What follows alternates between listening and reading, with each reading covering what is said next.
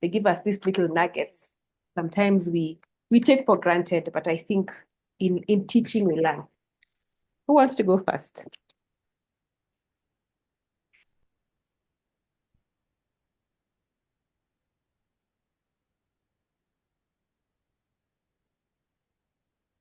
Do I call names? I think I'll go first. I was wondering what was it I'm going to talk. Sometimes you want to sound intelligent. Then I use my emotional intelligence and just say be authentic. Um, I have a cohort which we started in April of about 26 people from the UN agency, and they're from all over the world. I mean, all over, mainly Africa, but sometimes other places. And just this afternoon, so I've had like 3-4 sessions a day. And this afternoon, my last session today was with somebody in Mali, but they come from different nationals. They just happened to work. And it was so interesting. It was a coaching session, but I find I use a lot of emotional intelligence. I really think these two fit like a glove. And he was saying he's worked different countries, gone to school in Paris or wherever, worked, he's an African, but he was saying he has never focused on relationships. So one of his things that he was talking about was he does his work well, he's got good relationships in the office, but he doesn't have a social interaction at all. And in fact, he was saying his last post, I can't remember a different country, he hasn't even called anybody, they haven't called him. And he's starting to sense that he lacks relationships. And he's quite older, and I sensed we talked, he doesn't have a partner. But he says even a friend of his had told him some time ago, you don't make an effort. And we just started chatting and trying to investigate where is this coming from? Because I used to be like that in my old days. It connected with me when I was in ESO. I would say 75% of me was just work, work, work. And he was asking, how do I start creating it? So I told him, one thing I've learned is that when the pupil is ready, the teacher will come. And he then asked, and he really saw that, and it was such impactful to him. And I said, Mary, you're very wise. But then he asked me, how do I go about creating social networks, people, relationship? Because people talk things to me. I just do my work. I go home. I don't socialize. I don't network. And I told him something I learned, and I believe it was from either coaching or from yourself, but it was just be curious. Once you're curious about people, don't try and small talk on it. Just be curious, and the conversation will flow. I reflected on myself and said, how curious am I also about the people I work with? How are they doing? What have they done? So I sort of felt a little guilty because I need to be much more curious also about people who work with me here. What's their life about? And that creates that connection. So that was my personal aha. Here was I advising, but am I doing that? So I just said, Mary, you need to take a reflection. So that's my bit. Sorry, I talked a bit long, typical, but thank you. Thank you. Okay, so we're going to keep it short, but just be curious in terms of developing relationships. So I'm going to call you, just share a one-liner and maybe something short about it. Let's also enrich ourselves. Catherine Tolle, and then I'm going to ask Marianne Datlow in that order, if you can share in your teachings, in your coachings, things that are struck you. Coming and hoping that it doesn't come of me being next. I think one thing, it was a session I was facilitating, and talking about emotional reasoning and being expansive and just, hearing other people's views and all that. And somebody shared with us and said, in a workplace he worked, they had a manager, or let's just say the supervisor, who had no time to listen, no time to, in fact, every idea was shot down. And they started, when they showed up for meetings, they would tell one another, we're practicing shut up. So it was a very interesting, so they went to the meeting and they knew. They came in and they said, we're practicing shut up. So they didn't talk. And it was quite, you actually think people have nothing to say, but have intentionally decided to practice shut up because anyway, you don't listen. So the importance of emotional reasoning, because then you don't harvest all these ideas that could be in the team who has decided, we just shut up and listen to you talk. Yeah. Okay. Thank you for that, Catherine. Marianne, I've received your chat. I'm waiting for the share on the chat. So I'm going to ask Caroline Caberia, and then next will be Irene Mwinde. We'll make it short and sweet. Caroline, But let's all share from each other. I mean, we're all in this space. Caroline, Irene next, and then we can have the other Caroline. All right. I'm driving, so please bear with me. I think for me, the most interesting or catchy thing that I've had, did I say my full name's Caroline Caberia?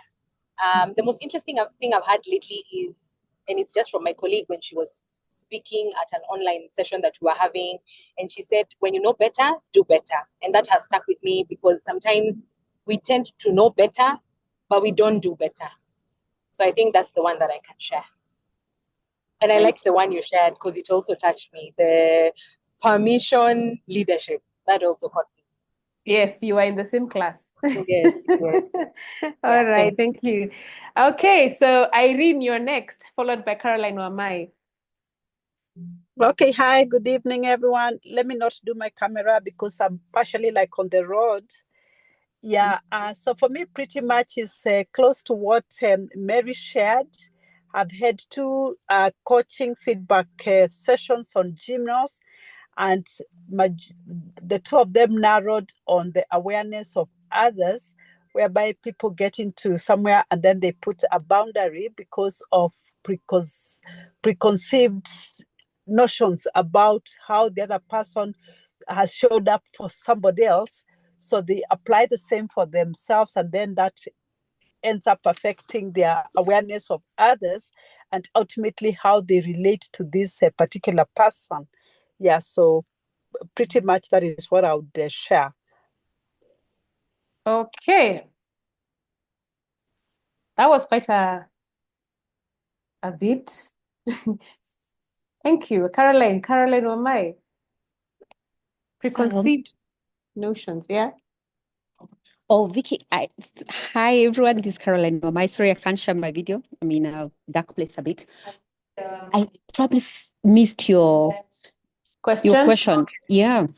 So for everyone else who's just joined in, I am saying we're in the space where we either coaching people or we are facilitating or training people, and you find yourself someone sharing back and you're like, wow. Sometimes it's a wow in terms of, oh, that exists, or oh, that was something I never thought of, or oh, words of wisdom. And what is that has struck you this week? For everyone coming in right now, what is that has struck you this week?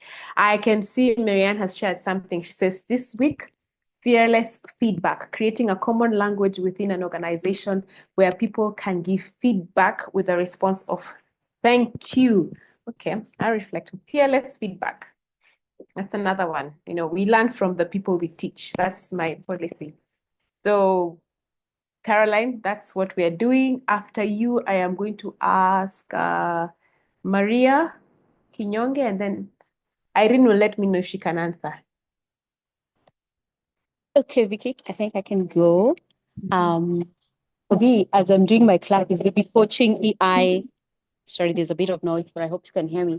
There's always this mantra I say, everyone is whole, resourceful, and creative. So this week, a leader called me to say, you know, Carol, that thing you say, everyone is whole, resourceful, and creative.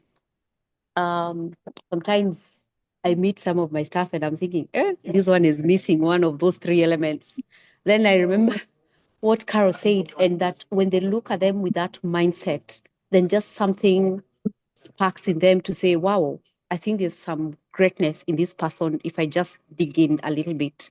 So he was telling me it has taught him to be very slow to judge people, and to say, can I give them a chance first? Can I see what is their creative part? What is their whole part? What is their resourceful part before I can write them off? So for me, that stood out. Thank you.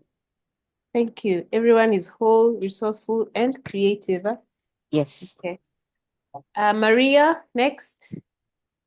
Thank you, Vicky, and hi, everyone. Sorry, I'm also driving. For me, just a big reflection on me is just being on someone's shoes and then appreciating others' strength. You know, at workplace, sometimes you could see someone has strength on something, but as much as they do, or someone do something, and then there is a very little small appreciation or some kind of motivation, which also give downgrade the energy of that person. So appreciating someone's strength and just being empathy and keep inspiring what others are doing. That stood out most of for me, and I really like to appreciate what others do and also recognize if someone have done something, and then recognize so that you give energy to that person. Someone will say like you know more, you know more, do more. Yes, that's the thing I would say for me. Thank you, Vicky. Okay. Thank you. Thank you very much. If you don't wish to share, I'm going to ask you if you can put something on the chat. I know all of us are in different spaces. So Irene, over to you, and then to Emmanuel, to Sua, and then to Judy.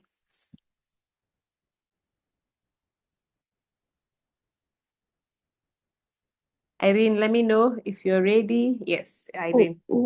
Irene Kemasha, that is. Yes, Irene Kemasha. Allow me to skip this one, Vicky. Let me listen I in. thought so. I thought so. I just Yes. wanted you to give me the thumbs up. Okay. Emmanuel, Emmanuel Tesua, it's your turn, and then Judy Joroge. If you've come late, we're just sharing what our people we train, people we coach, things they tell us that make us reflect.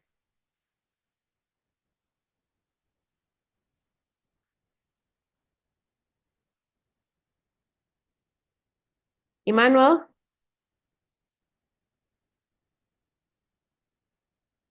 Okay. Judy Joroge? Interesting question, Vicky. But what I picked up a lot is that people feel that they're not heard. And you've got to create that safe space. That's for me, that's what I pick up quite a bit. And sometimes we forget that as much as Yeah. we have all these tools, but sometimes, it's applying them, it's another thing. And, using it with our colleagues or even, is a totally different things. And it makes you pause and reflect on moments where you really are so driven by wanting to achieve specific goals that you don't hear what people are saying. So yeah, that's I think that's how I would summarize it without too many words. Okay. Thank you. Thank you. Thank you, Judy. I can see Manuel has also put on the chat. For her, it's mindfulness. For him, sorry, gosh, how can I say her? For him, Emmanuel, it's mindfulness. Bita is think about being as opposed to doing. Okay, that's serious depth over there. Maggie, if you're able to share, and then Violet, then we'll have Victor, one-liners, and a short explanation. Maggie, over to you. I didn't get the question. Sorry, I'm working and I joined a bit late. Okay. So in this space where we are facilitators of knowledge, trainers, and coaches, what is the one thing someone has said back to you recently over the last week or so that has made you pause and reflect?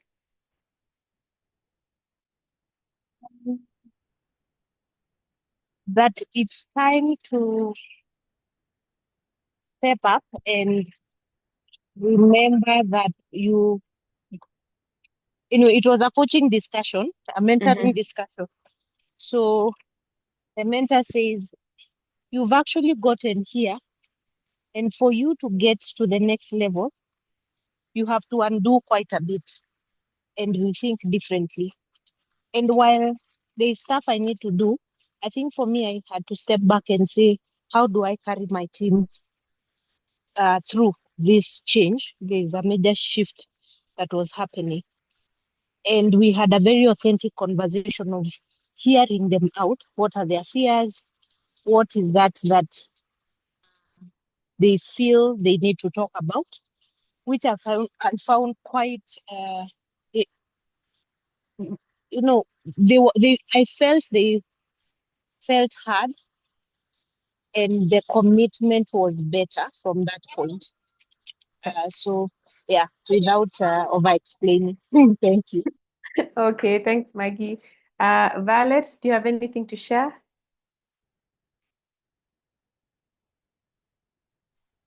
Everyone, good evening.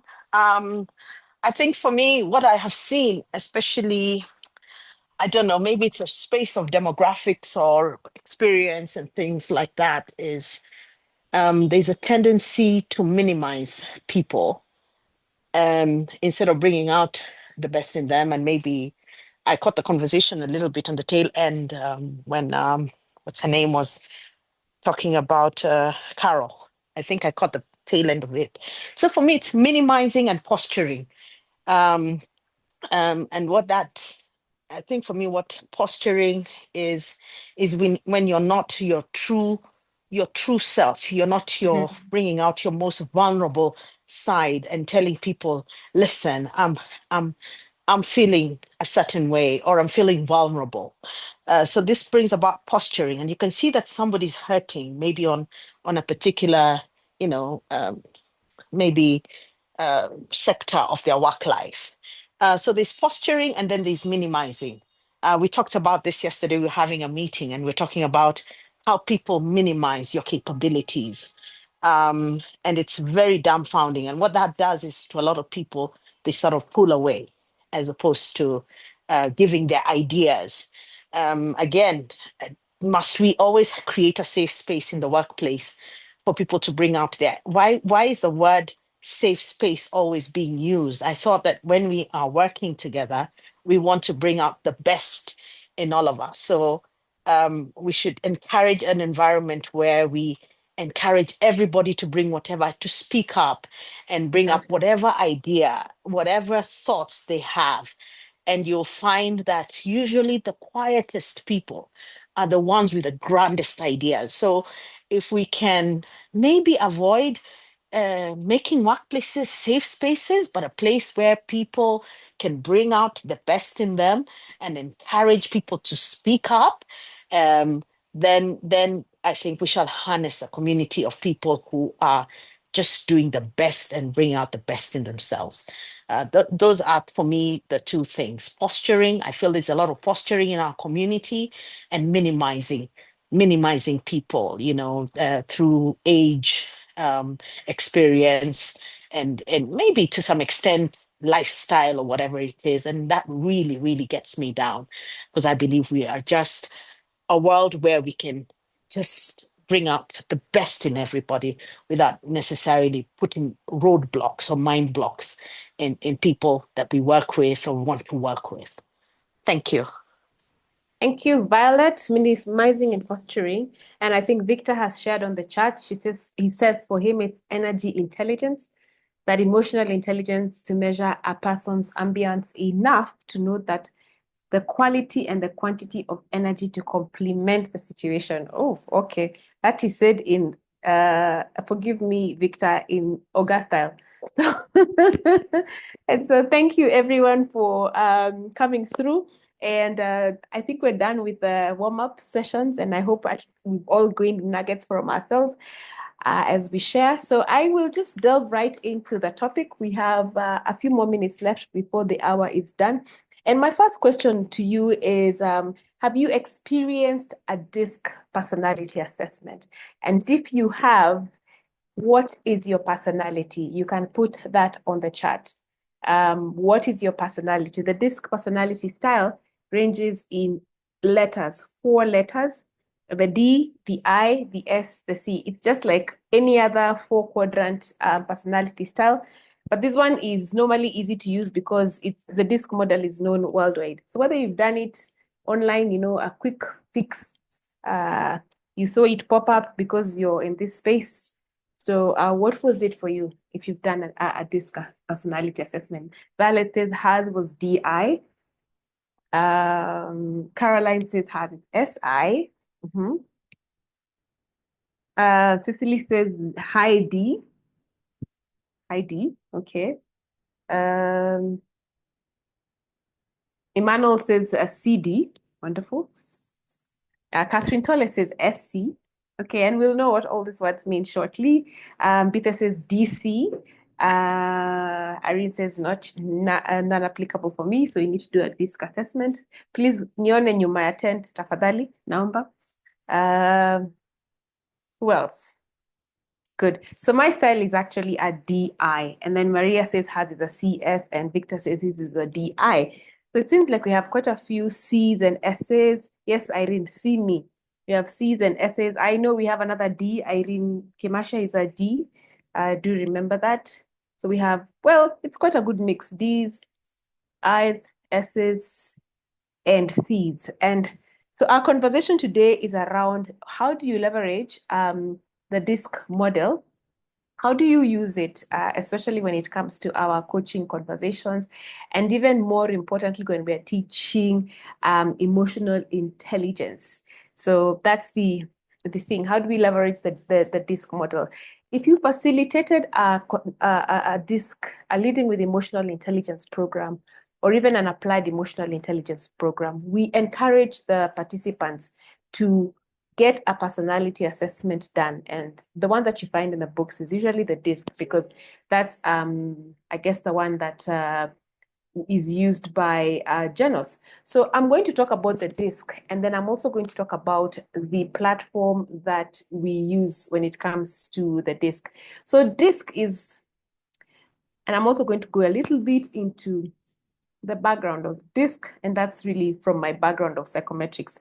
So one of the things that I chose to do when I got into this field is get to start understanding the field of psychometrics. And so therefore, when I speak sometimes about psychometrics, I speak from a broader perspective of many, many psychometrics.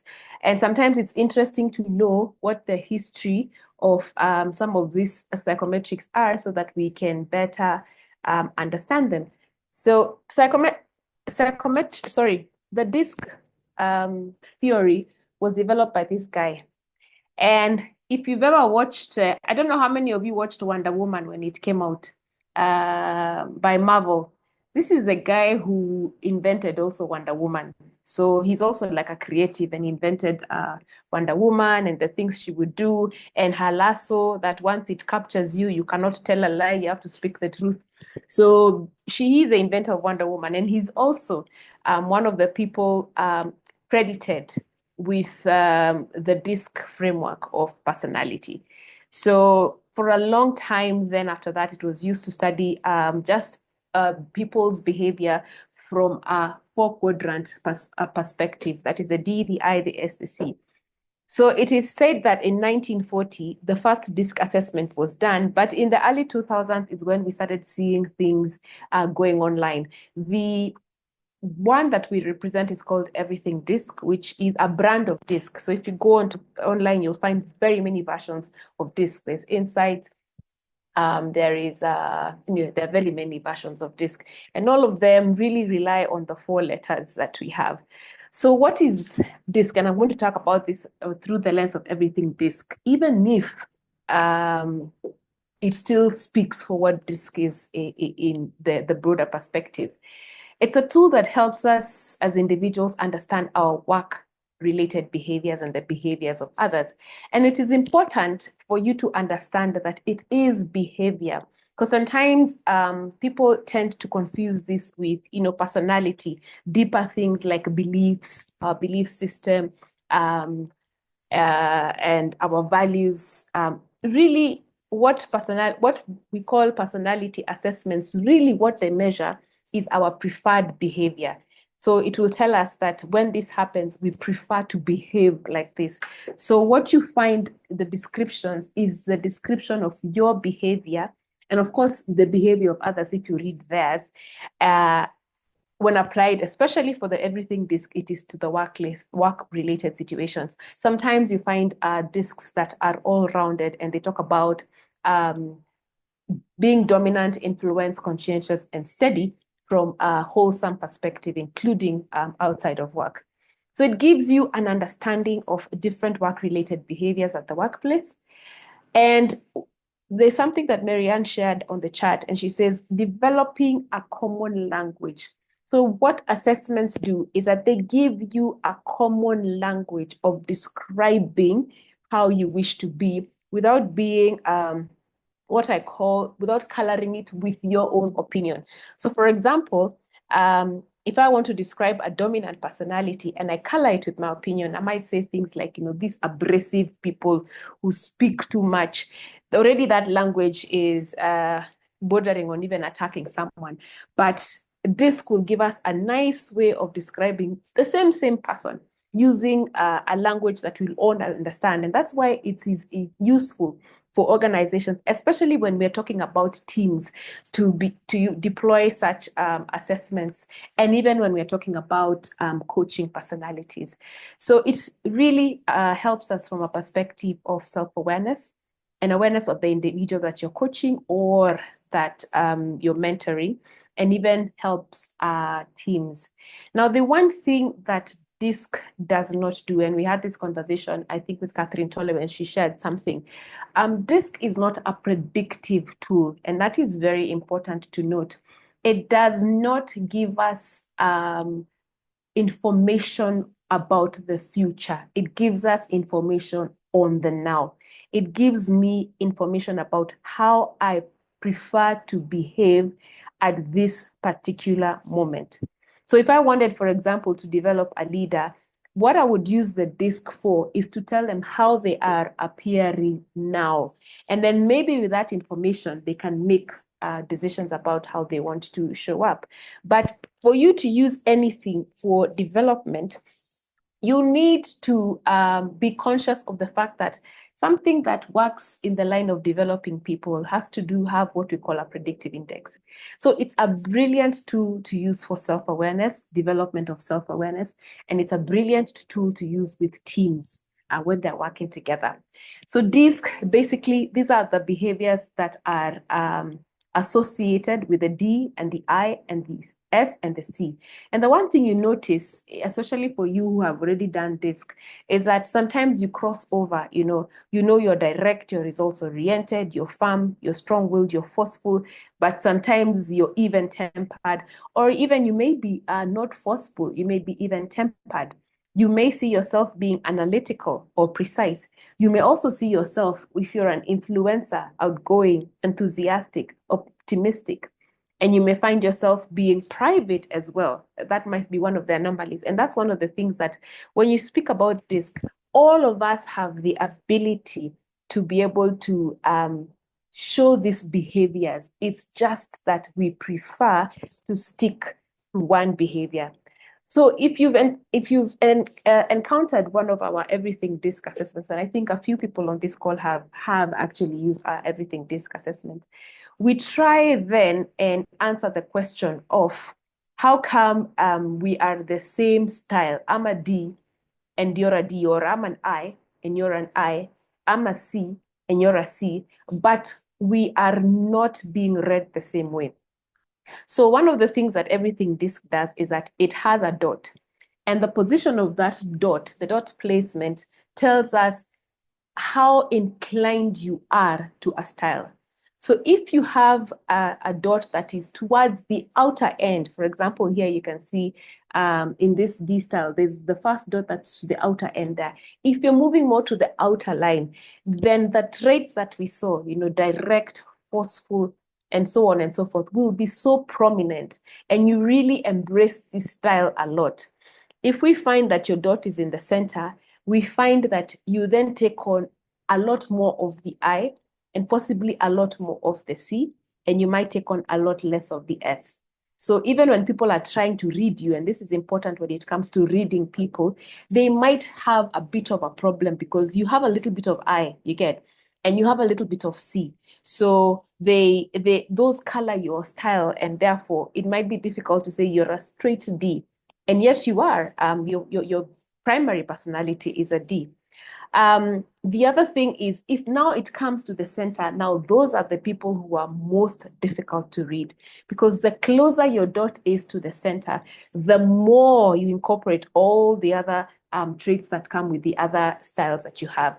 So this particular session is to try and say, we do meet people who are, for example, an I style, but even people with I styles are colored differently, and some will embody other styles more than others. And that's why even you found someone saying, I'm an IS, I'm an SI, I'm a CS, because it has also taken into account some of the styles that you might be mixing. This is a classic example of DiSC profiles.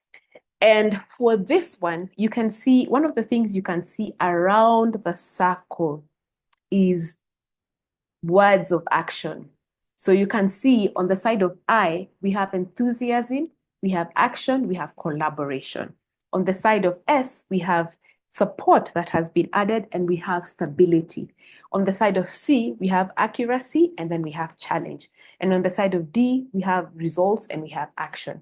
So these words really describe what you prioritize. And that word is important, what you prioritize. So when you're undertaking a task, or when one of your coaches, you're mentoring them or coaching them or facilitating them, and this is their profile, it gives you what they tend to prioritize.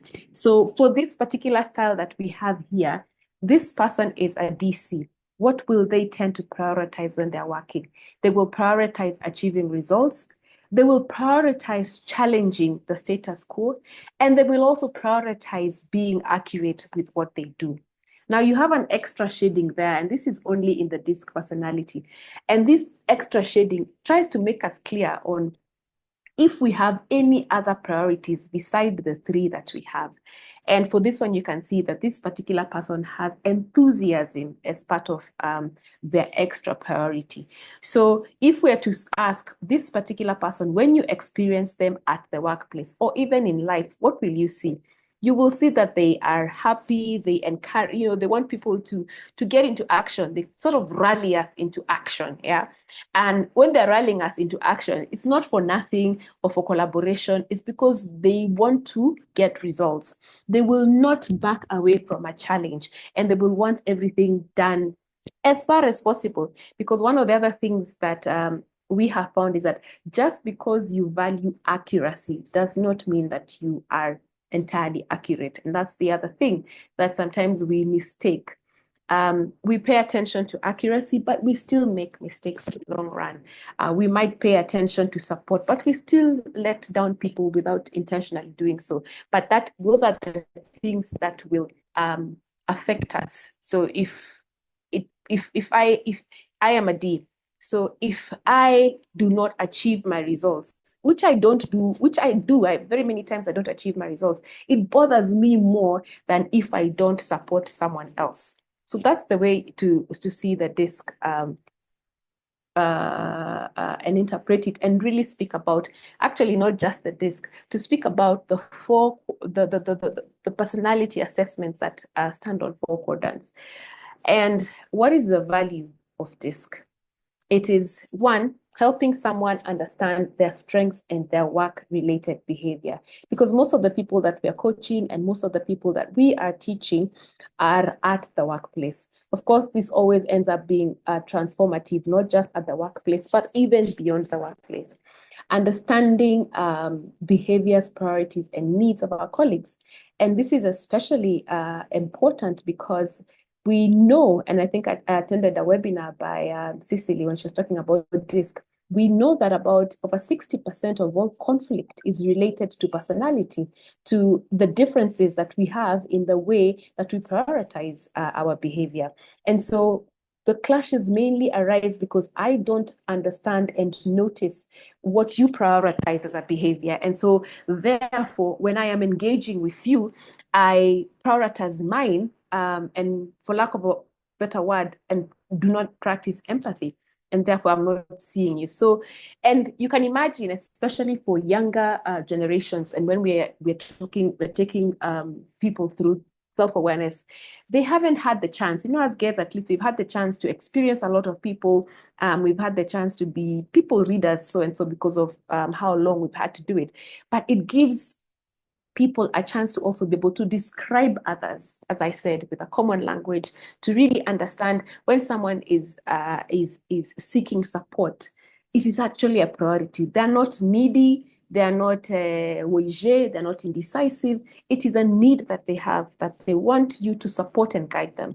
In fact, the question you should be asking them is, how much is adequate support for me to give you, rather than you are always asking for support and being with me all the time. Is how much support would make you feel adequately guided or instructed. So it helps us understand others people's behaviors, needs, and of our colleagues, and of course help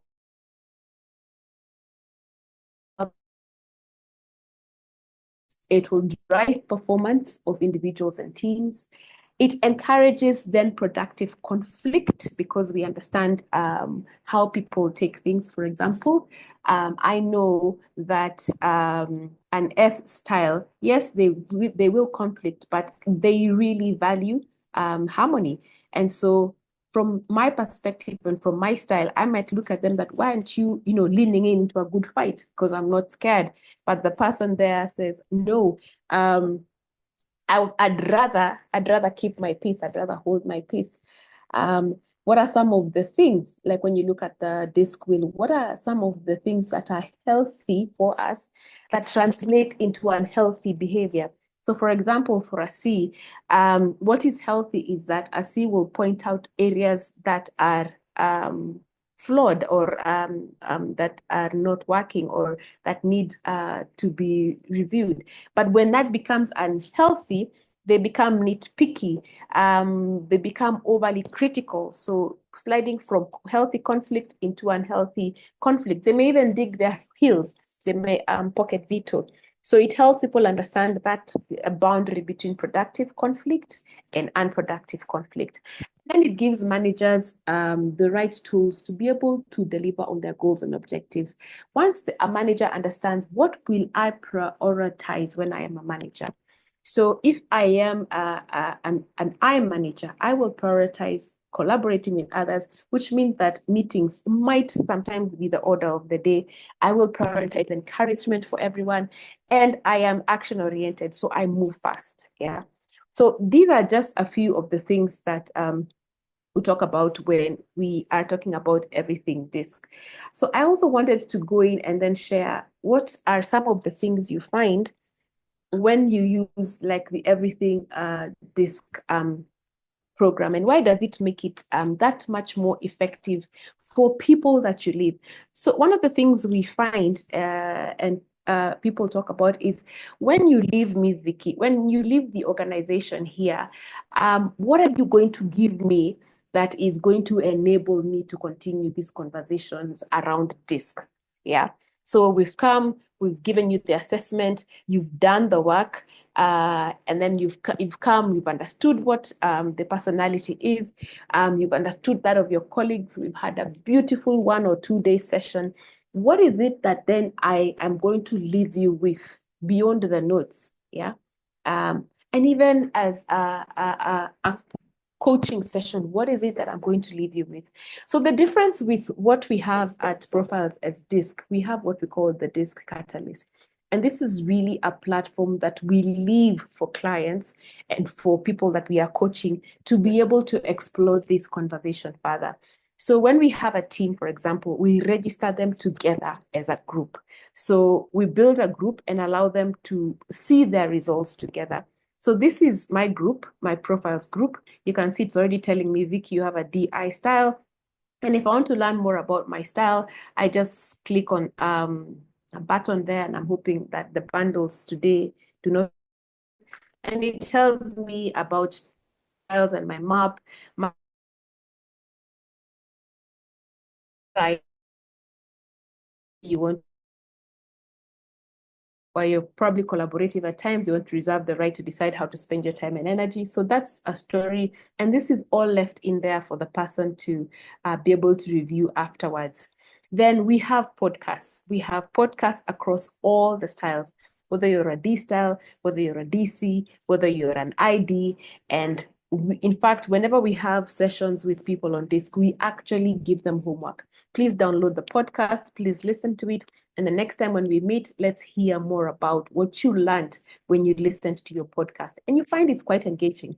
This podcast here on the DI style is 1 whole hour. So you can imagine how much a person is able to really deep dive on what their their style actually is. So this leaves them with more to do when it comes to really going deeper into just more than the 2-day conversation that they had or the 1-day conversation that they had with you.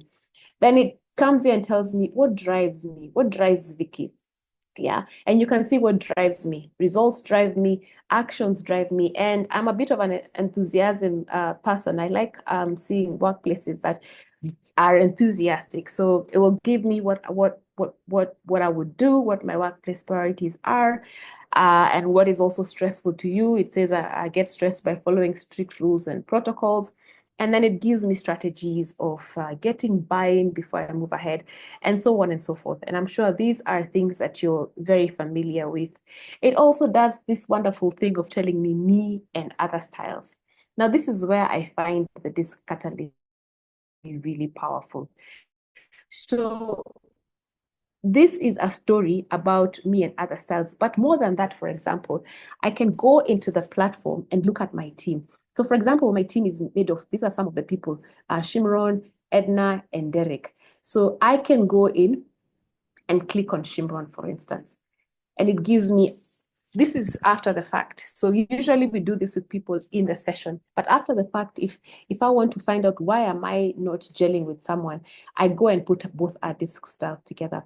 So you can see me and Shimron. This is what Shimron cares about: achieving swift results, taking initiatives, having freedom and influence. When I want, how should I pull in Shimron? These are the things that he's really good at. This is what stresses Shimron. So when we put our maps together, I'm a DI, but you can see I'm at the border. He's a DI, but you can see he also has the extra shading on accuracy. So together we can see what we both prioritize, yeah? And you can see there's a little bit of difference there. Our similarities then are given and our differences are given. So you can see for me, I like to leave things open, and that explains most of my discussions with Shimron. I'm like, so what do you think? Shimron is telling me, no, can we move ahead with this? So already you can see there, we can have points of, what do you call it? Departure. And if we are not aware of it, it can be one of those areas where we can start having conflict. Shimron is more skeptical than I am, even if we are both DIs. Shimron is more structured than I am. So he wants structure. So if he's reporting to me, I need to understand that he needs me to give him instructions in a more structured manner, more precise. And those are differences. When it comes to our tendencies, you see that both of us are very strong-willed, which means that when we are, of course, having arguments, we might tend to be steadfast, yeah? So these are both what we tend to do, and you can see both of us may come across as stubborn. So this is an area for me and Shimron to know that when we start having discussions between us, we really, really value our opinions and we can be a bit steadfast. Of course, you can see I am more opinionated than he is. Then we are both private, yeah? And what does that mean for us? It means we are indifferent about social situations. We are more comfortable working independently. So but it also means that both of us can not look for each other unless we seriously need each other. That's what it starts to tell you, and this is about my team. We are more focused on logic, and Shimron even more than I. I am frank. Shimron tends to be a bit tactful. So what does that mean? It means that I speak directly, but Shim will try and find a diplomatic way to convey information. I don't hold my thoughts and feelings back.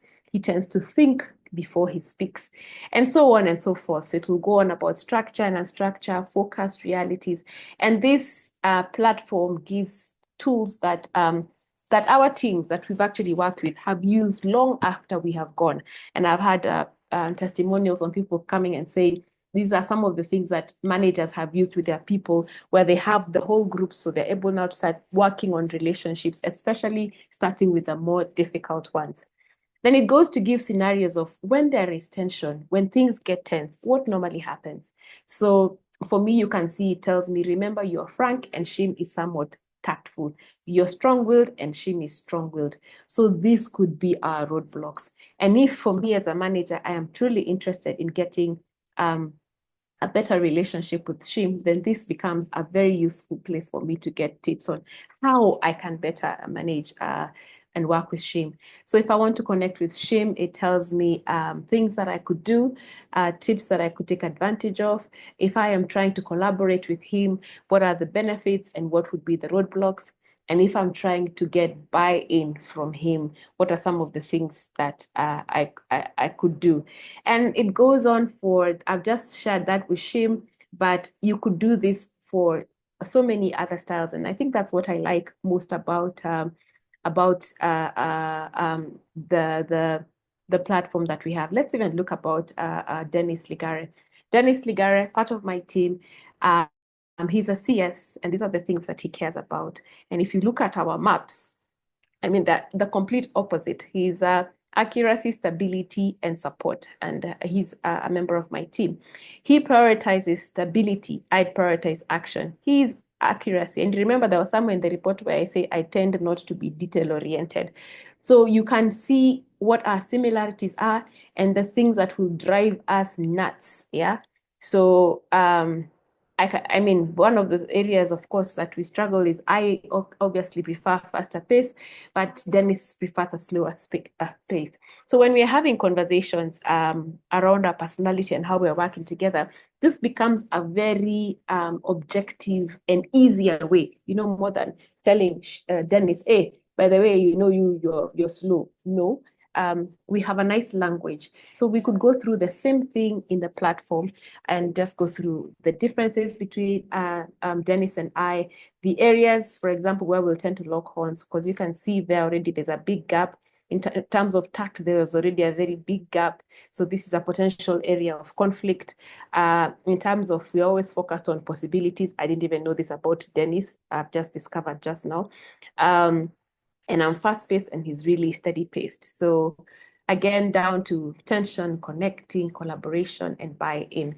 And I think with this particular system, we find that it actually gives the people that we work with when it comes to DiSC a more longer term view of how they can use the information they've received on DiSC to really better their working relationships, to better the way that they communicate with others, and to also be able to conflict better.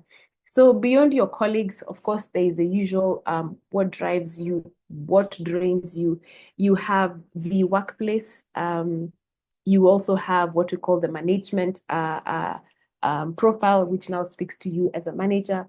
You have one for the work of leaders, so that the everything DiSC suite now again breaks it down depending on what level you are. If it's general workplace and it's a team, we give you workplace. But if it's as a manager, that's a different requirement altogether, because as a manager, your DiSC priorities now become what are the things that you prioritize when you're a manager. And I think I'll pull up a report later on. And then when you talk about being a leader, what we use is the work of leaders, which talk about you as a leader. How do you prioritize creating a vision?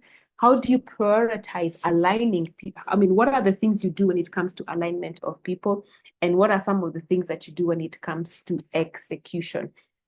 So I'm going to pause there for a little while and ask if there are any questions before I share some of the reports that showcase the difference. Over to the team.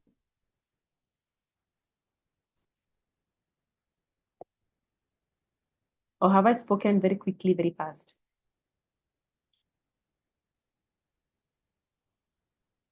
Any questions?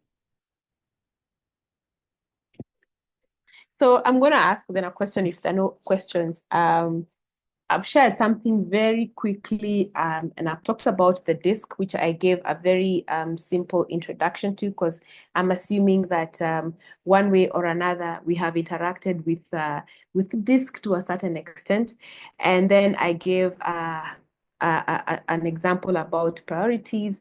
I talked a little bit about preferred behavior. Then I talked about management. And then I went in and started talking about the system.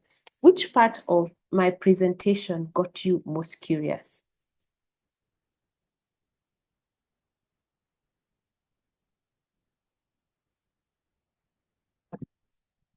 Assuming that I'm still online. Yeah, okay. For me, I think what is most fascinating, and maybe I did not really delve deep on how the assessments can be done cross with your team, and then you're able to see how to marry the personalities and the results with how then you collaborate as colleagues. That's quite fascinating, because I think then it helps everybody create harmony in understanding how people show up, and how the dominant traits show up in the workplace. So Yeah. I rather like that. Okay. I rather like that. Yeah. Thank you. Yeah, yeah. And as I said, the most interesting part is that system part. You'll find people in the teams that we teach going back there. What's your style? No wonder. That's why normally, we don't see eye to eye because of this and this and the other. It's a really powerful tool that kind of gives a deeper dive into what DiSC is. Thank you, Yeah. Violet. Yeah. One more share before I share the reports.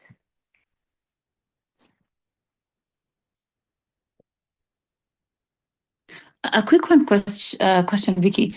Yes. So you'd be able only to see the profile of your team members.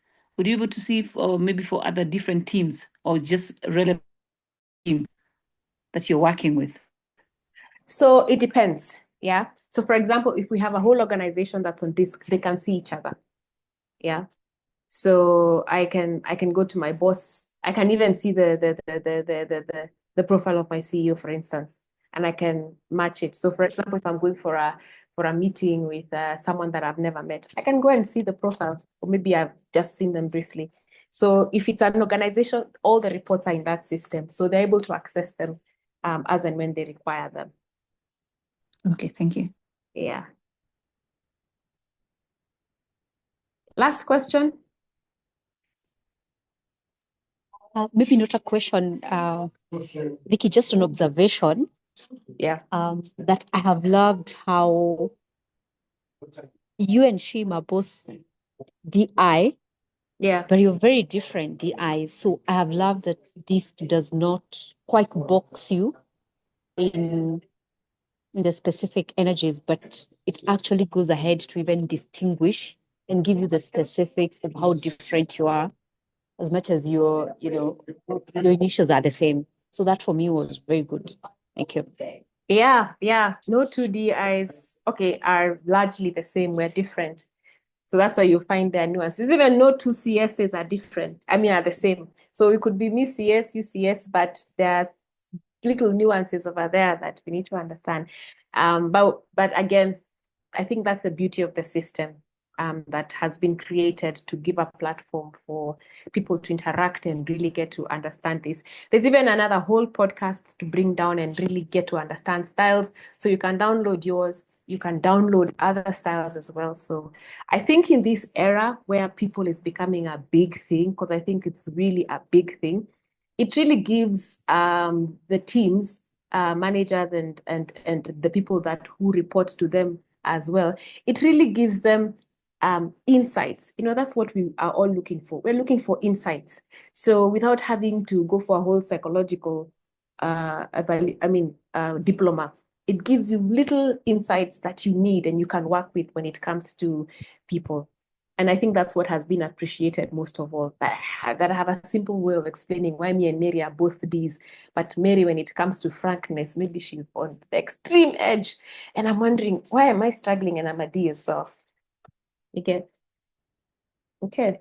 So Marianne asked, what is the likelihood of an individual's DiSC profile changing as they age, gain experience, and mature? So what they say, the trainings that I've gone, you can't change.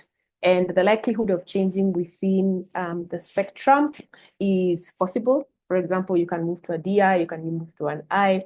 I think what might not be really possible is moving all the way down to an S. You can just get more shading when it comes to an S, but not move really down to the opposite side that you have. So the shading really matters because it tells you how much of the other elements you have. So I'm going just to share what we call our DiSC management profile. So like I said, what I was sharing earlier was a DiSC workplace, but now this is the DiSC management. And the DiSC management, now the language changes. We were talking about results here, but as a manager, it changes to drive. Yeah, people who are on the D, they drive. Yeah, their priority is to drive for results.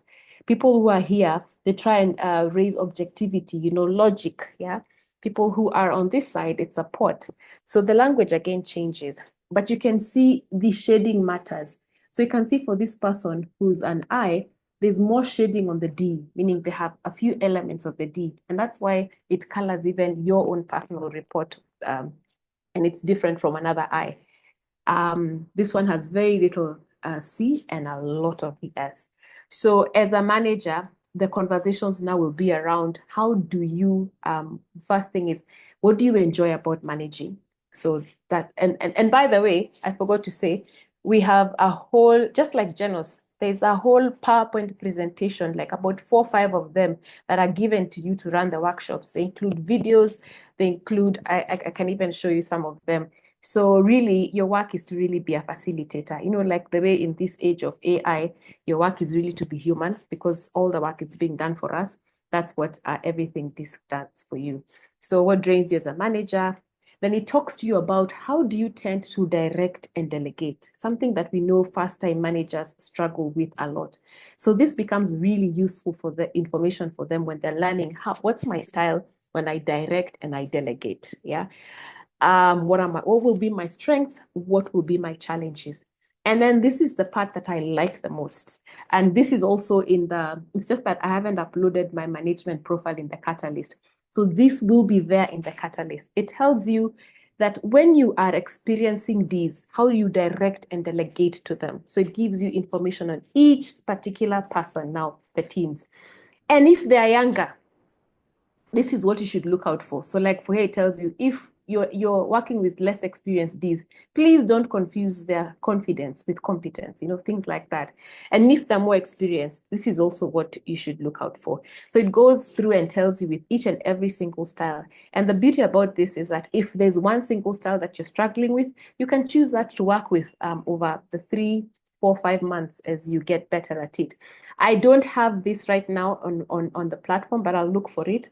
And this is also an invitation. If you haven't taken a DiSC assessment, we want to give you one, and we want you to really experience it and see the breadth of the platform and how it really assists you as a facilitator and even as a coach, because you can imagine you're also getting your coaches and mentors to go in and interact with these styles.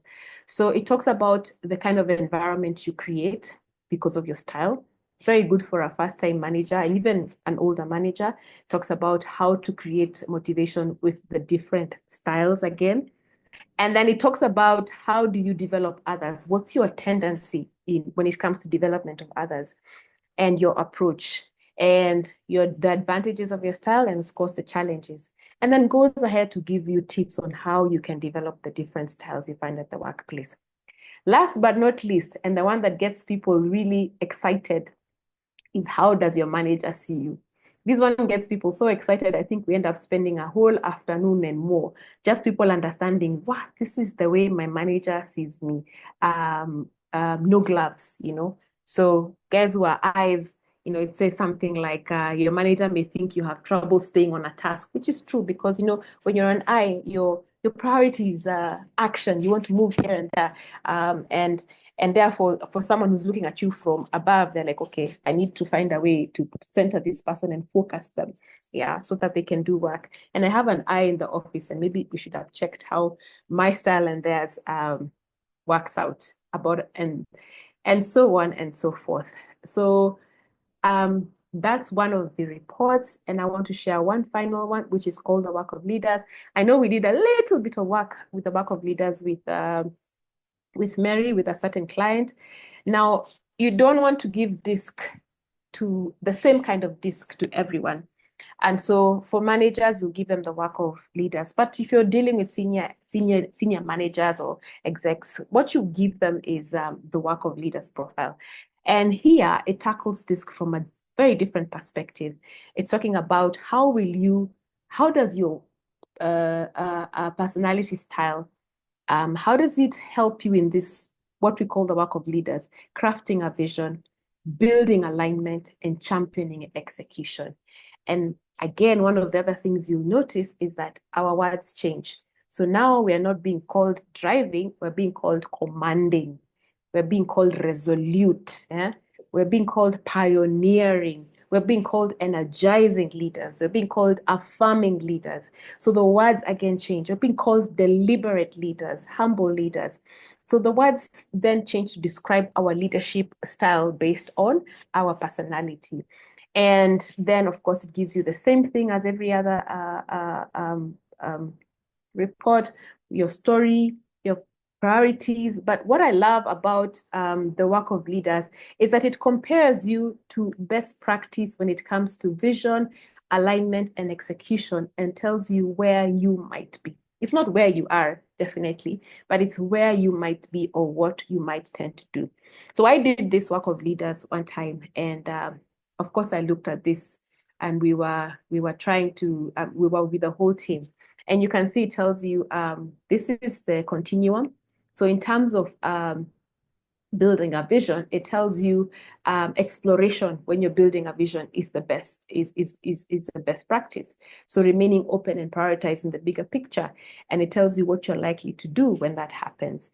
So it also says it calls for a bit of boldness, adventure. So where are you in that continuum? Just so that you're aware. And of course, different styles will come differently. So for me, the biggest one when I took this assessment was this one, alignment. How do you create alignment? You know, this is about communication, yeah? I like to communicate that vision with others. And there's one of the behaviors, which is explaining rationale and structuring messages.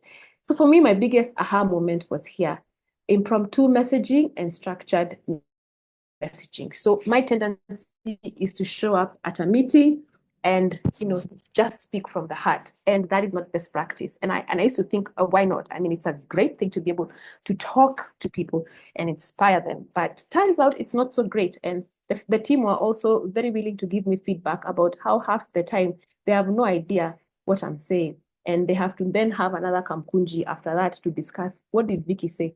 So my point of learning has been to prepare myself and try and structure my messages before I meet the team with whatever it is that I want to say, and to stop quote unquote winging it. So it gives very nice actionable tools that a leader can use when they're trying to, one, draw a vision, and even more importantly, when they're trying to build alignment, which is, as I said, a lot about how you communicate, how people receive you and take the message. And then, of course, how do you drive execution or champion execution, as we say?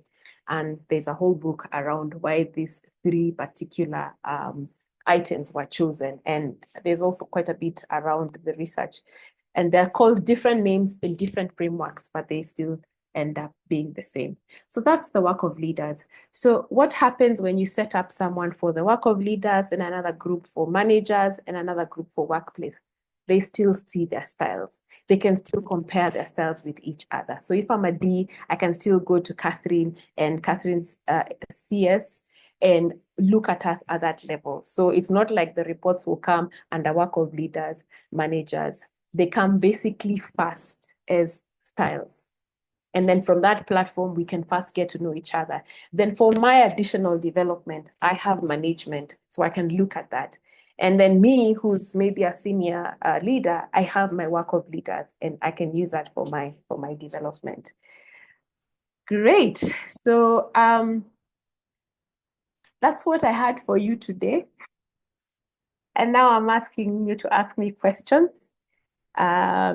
One of the things I know we are trying to do is also educate, talk about the things that we offer, and how they play out. Like I said, please reach out to us. I know a lot of you, quite a few of you have taken the DiSC assessment, have used it. If you haven't, this is the opportunity. Reach out to either Rose or Marvin, Rose and Marvin. It tells you it's been a long day.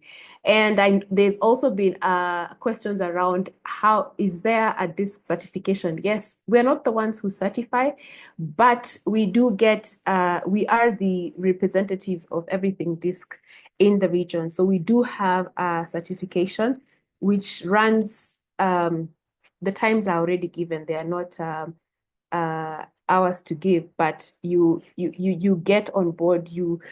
I think I don't know who's done it here, so maybe someone can raise their hand so that they can share their testament on how being certified as an everything DiSC practitioner was. So you get into class with people from all over the world, and you're able to get certified around being everything DiSC practitioner. And then you can have these conversations, and we charge this at USD 1,500 if this is something that is of interest to you. I don't know who has done the certification to give a bit more detail from a non-partisan point of view. I can't remember. Emmanuel, are you able to speak? I noticed you Yes, might not Vicky. be able to. I think you're the latest one to do the certification. And actually Yes, you use a lot of DiSC at Uongozi. yes. Yeah. Yeah, sorry, what was the question? Because I stepped out a bit.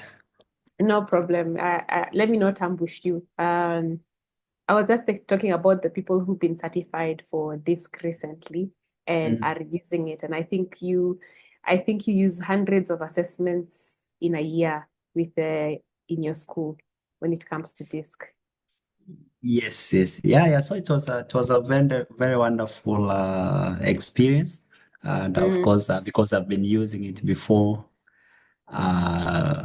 it was a kind of easy to go through Yes. the certification. It's the process it was very bit tense, but then since I've been using it, it was a bit easy for me to go through it. And of course, I did my certification exam just recently.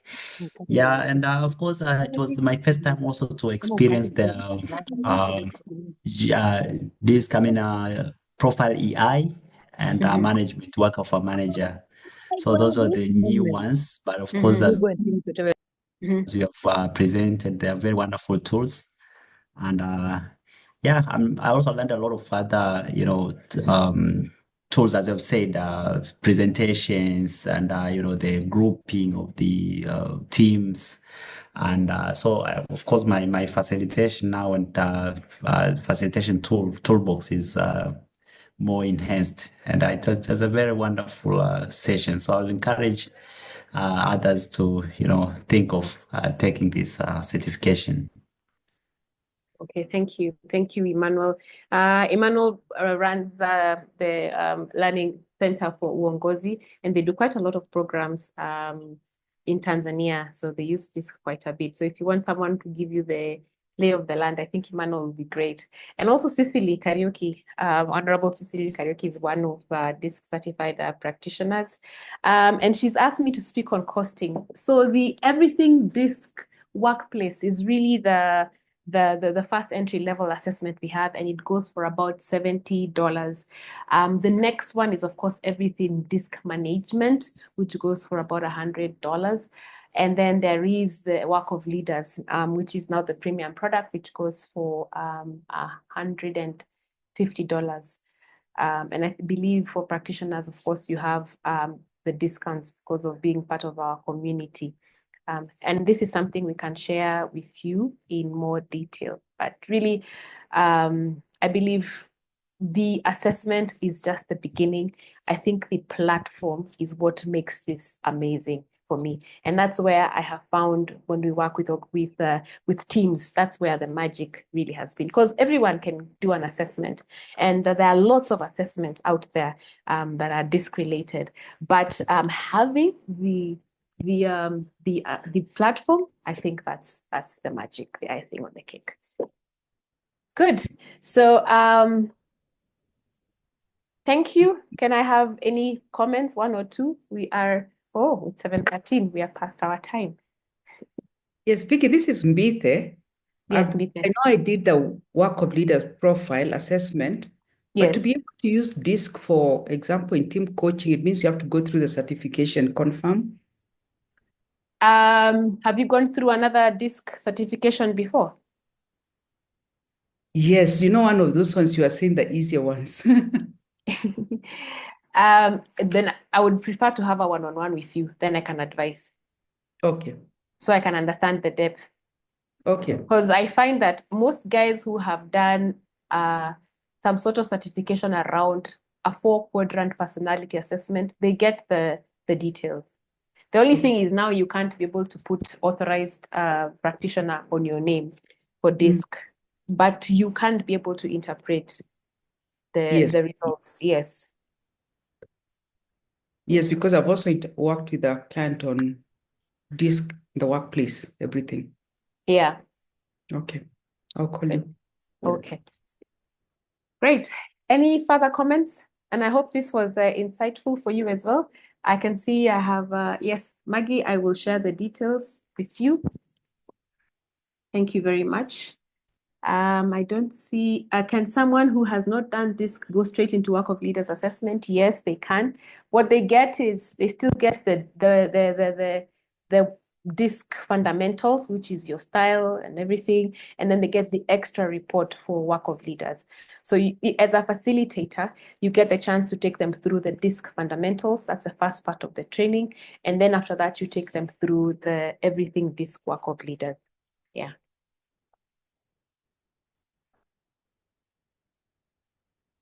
Same for managers. When you do a management one, you go through the fundamentals, and then now you proceed to the layers of management. And I'm hoping I'm not making it sound very dramatic. Great. Any other comments, even on the chat? Vicky, this is Carol, just a query. Yes. When Yes. you certify for DiSC as a practitioner, so you have access to all the range of the DiSC tools. Yes, you do. All the range. Including we used to have DiSC 360, but it was discontinued. But we have agility, EQ agility, but this is more personality. Remember the way when we were studying the certification, we talked about assessments that deal with behavior, which is what GENOS is, competency-based, and we have other EQ assessments that deal with from a personality assessment, which is basically what you might and what you might not do. It has conflict. Now in Europe, conflict has become a really big thing. Hence why you have this conflict. And what this conflict has, it has a whole module again on how I tend to conflict, how you tend to conflict. And I know that's why even mediation is becoming really big. Workplace mediation, actually. I was speaking to someone last week from the UK, one of the partners we work with, and mediation in the workplace has become, a lucrative business right now. So things like everything this conflict become very important at that level, because it gives people how do I conflict better? What's my preferred conflict style? What's yours? And then the same thing, you go into the system, you assess each other, and hopefully you'll be able to do conflict. I've digressed, but the simple answer is yes, you have access to everything.